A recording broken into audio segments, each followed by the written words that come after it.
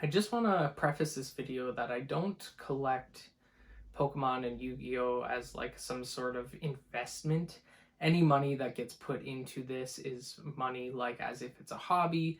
I'm doing this for my enjoyment. I'm not doing this to hope to turn a profit in the future. I buy things because I think they're cool and interesting, and hopefully in the future people also continue to think they're cool and interesting, and maybe they beat inflation. That would be cool. But if not, that's great because I'm buying things for my personal enjoyment, not because it's some sort of investment. I have a couple of sealed things, and I'll probably collect some more sealed things as time goes on. And the main reason for that is honestly just because sealed stuff, again, could go up, but I buy things that I think will be fun, that if it didn't go up or it becomes worthless, because who knows what could happen, I could open it and have a fun time. So I just wanted to preface that going forward, but otherwise, let's get into my collection. Okay, so starting off here, the first couple of pages that you'll see are all Japanese, and the reason for that, or I guess not really the reason, but where it's derived from, is that over the summer, me and my girlfriend went to Japan, and that was around when 151 had just come out. So it was very enticing for me to grab mostly 151 Japanese cards, but there is some that are not from 151. But I've got, the common starters here, and then I think these are called like alternate rare or something of the starters, and then their first evolutions. The only second evolution, or third, I don't know how you would say that I got was Venusaur, because Bulbasaur is my favorite and I wanted to complete the chain. Being on a student budget, I wasn't really in the financial place anyway, at least not with what I wanted to spend to purchase Charizard and Blastoise. So this is the first page. I like that the starters, the OG starters that I grew up on, are at the front. Oops, sorry. So again, you'll notice that my favorite Mon is Bulbasaur. So I've got Bulbasaur, another Bulbasaur card. I think this is the promo for the Elite Trainer box. These are just some commons. I'm not really doing a good job. I'm kind of getting in the light. These are just some commons. These are also, I think they're called alternate art or something like that, rares. But yeah, Rayquaza, Ampharos, a Ditto. These ones are not really worth much, but I picked these up for like 50 cents each. I couldn't really pass these up. I doubt they'll be worth anything in the future. I'm not really much of an investor, more just collecting for personal joy. But yeah, that's what I've got going on there. Most of these, 50 cents or so. Even I think like these are all like 50 cents. The things I paid real value for were these and these. So that takes care of that. Then we get kind of random here. Again, you're going to see Bulbasaur is my favorite.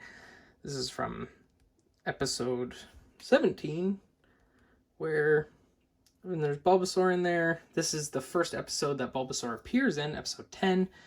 And then this is the base set. This is a base set unlimited, unfortunately not a first edition of Bulbasaur as well. This is kind of like my Bulbasaur page, I guess. This is blank because I'm expecting a card to come that's going to go here. This is anything I have that's English modern. I don't really have a big collection, but I like it to be somewhat organized. So anything modern English, this is kind of like old school stuff. And these are all tops cards. Then a base set, English modern, and then Japanese for Pokemon. And then on the next page, these are all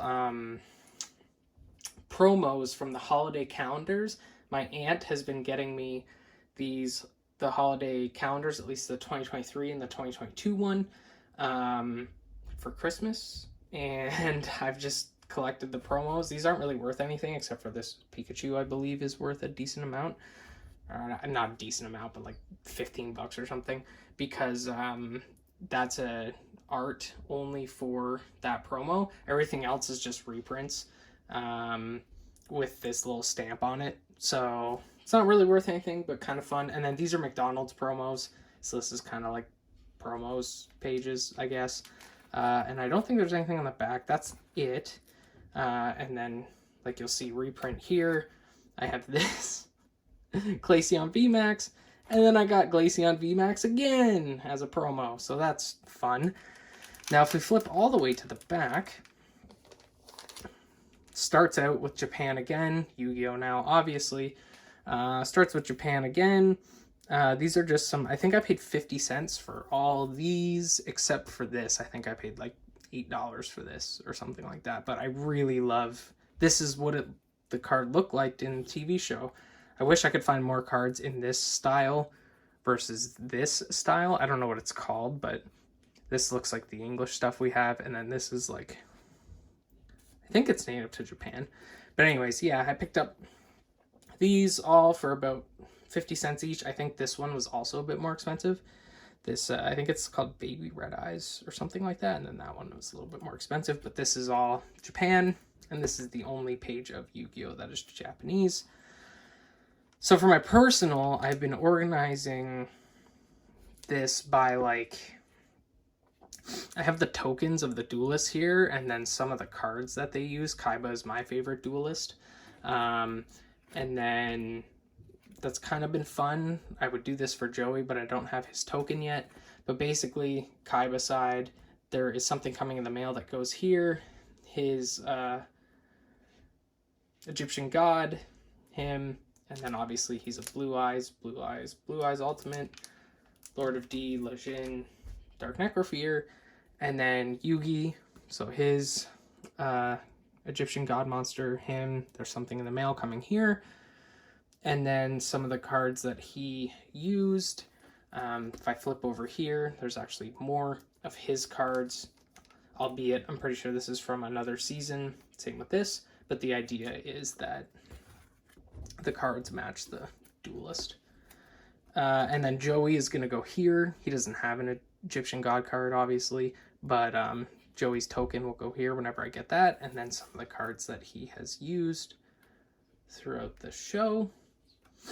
And then on the back, there's the other Egyptian god card, and then just a bunch of other cards that, like Pegasus, My Valentine. I don't even know who uses this. This is when they go to the island, also on the island, but just in general cards from the show that I reminisce and have nostalgia about. So that is all Yu-Gi-Oh! Trying to give you an overview. That's how I organize them for now until I get more cards. And then a bunch of unused pages. Takes you over to promos. And then more promos. There's a card. I don't know if I said, but there's a card going there as well. And then the same with this. There's a card out that I'm going to show you that normally belongs there. And then that takes you to the front. So if I move this out of the way, what else I have is some Bulbasaur chopsticks that I got from Japan. I haven't opened these yet. They're obviously not worth anything. I think when we move out, I'm going to bring these and open them and use them and then in our new place. But for now, they're just going to stay sealed. They're pretty cute. I wish I bought 2 pairs so I could keep one open and then, or I could open one and then keep one shut, but it's a cute little fun thing nonetheless.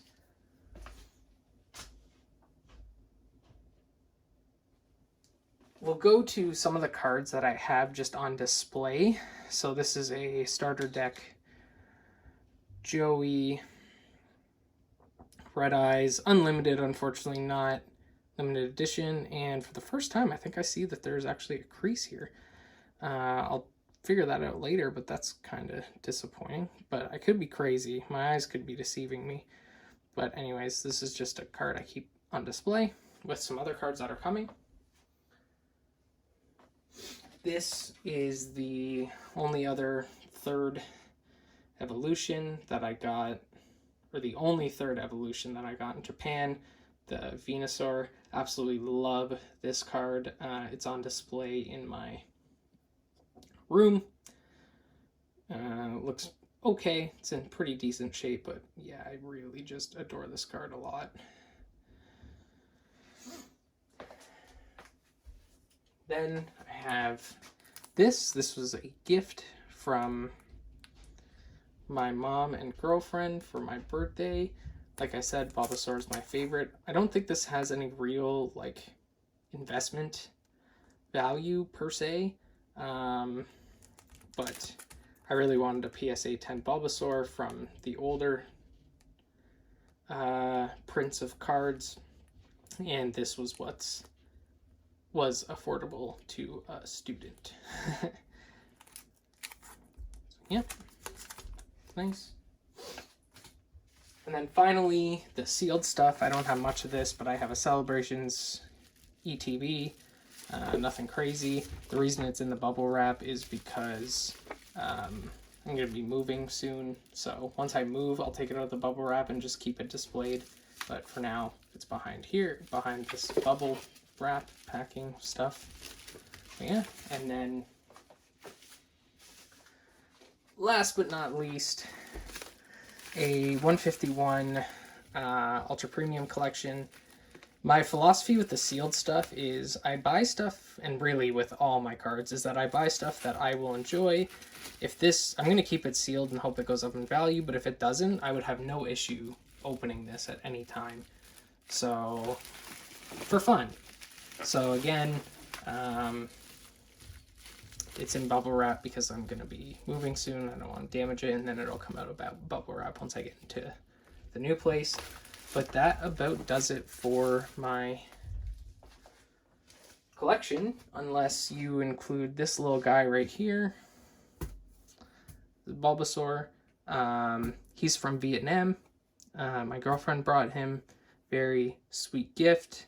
I don't know if you would consider that part of the collection, but he is here in the videos. So that's it for me. Thanks, and enjoy. I don't know. Happy collecting.